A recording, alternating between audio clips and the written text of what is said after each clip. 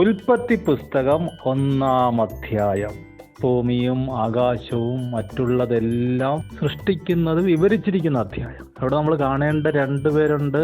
പ്രധാനപ്പെട്ടത് ഒരപ്പനും ഒരു മകനും.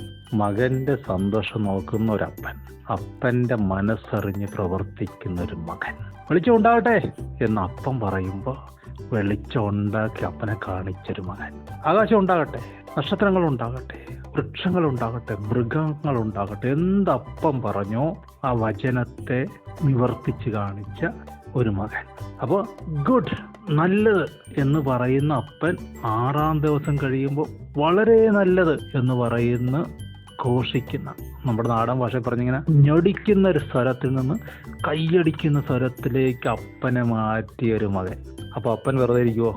എല്ലാം പൂർത്തീകരിച്ച് 7-ാം ദിവസം മകന്റെ കയ്യിലോട്ട് താക്കോലെടുത്ത് കൊടുത്തിട്ട് പറഞ്ഞു, നീ ഭരിച്ചോ, ഞാൻ വിശ്രമിക്കാൻ പോവാ, ഞാൻ വോളണ്ടറി റിട്ടയർമെന്റ് എടുക്കാൻ പോവാ, ഇനി നീ വാണോളാൻ പറഞ്ഞു.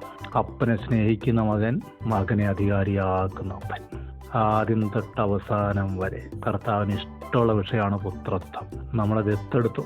യേശുവിൻ്റെ സഹോദരന്മാരാക്കാൻ യേശുവിനെ തന്ന സ്നേഹം, നമ്മളെ സ്നേഹിച്ച യേശു. തിരിച്ച് നമുക്കൊരു കടമയുണ്ട്. നമുക്ക് നമ്മുടെ അപ്പനെ സ്നേഹിക്കണം, ദൈവത്തെ സന്തോഷിപ്പിക്കണം, ദൈവ മനസ്സിനെ സന്തോഷിപ്പിക്കണം. നമുക്ക് വേണ്ടി ജീവൻ വെച്ച പ്രാണനായകൻ യേശുവിനെ ആരാധിക്കണം. അവനിൽ നമുക്ക് വാഴണം.